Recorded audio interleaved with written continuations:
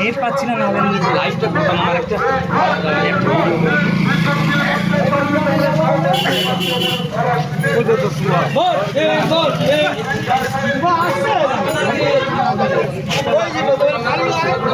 আসছে মেদিনীপুর থেকে গোপাল দা অন করবো এখন। দেখছেন আজকে আমাদের সামনে যে আমরা সবাই জানি অ্যাডভোকেট সায়ন বন্দ্যোপাধ্যায় আজকে আমাদের ময়নার মাটিতে উনি আছেন।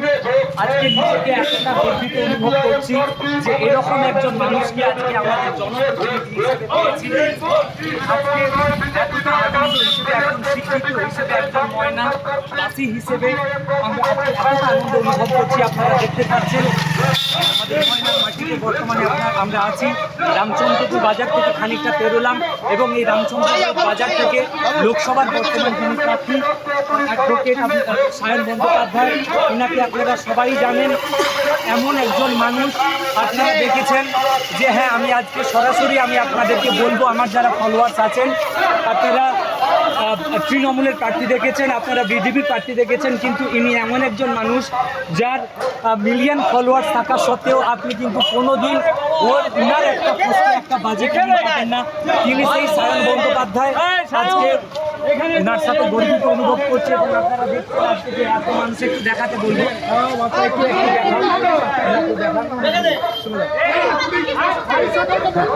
এত মানুষ এখনো সিপিএমের প্রতি যে আদর্শ, সিপিএমের প্রতি যে ভালোবাসা, সেই ভালোবাসাটা আপনারা দেখতে পাচ্ছেন।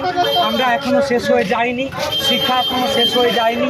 এই মেদিনীপুরের বুকে এখনো যে সংস্কৃতি টিকে আছে, এই মেদিনীপুরের বুকে এখনো যে মানুষ সিদ্ধান্ত করে দিতে পারেনি, এই কিন্তু লাল পতাকাগুলো তার প্রমাণ। আজকে আমি দেখাতে বলবো সায়ন বন্দ্যোপাধ্যায়, উনি এতটা সম্মানীয় মানুষ এবং ওনার সোশ্যাল মাধ্যমে উনি ফলোয়ার। আপনি যদি বাড়িতে নেই বলছেন, একটু দেখেন না উনাকে একটু দেখান।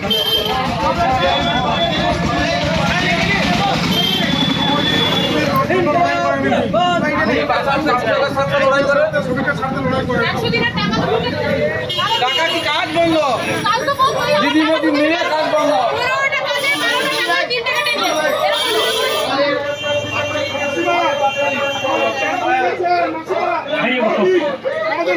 আপনারা দেখছেন আছেন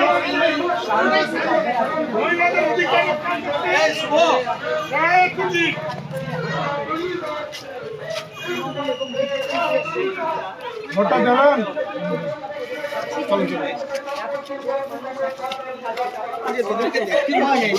কোথায় কখন থেকে এসছি?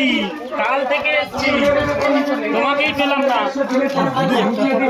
শুধুমাত্র মানুষের প্রাণকে আদায় করার জন্য শিক্ষিত মানুষের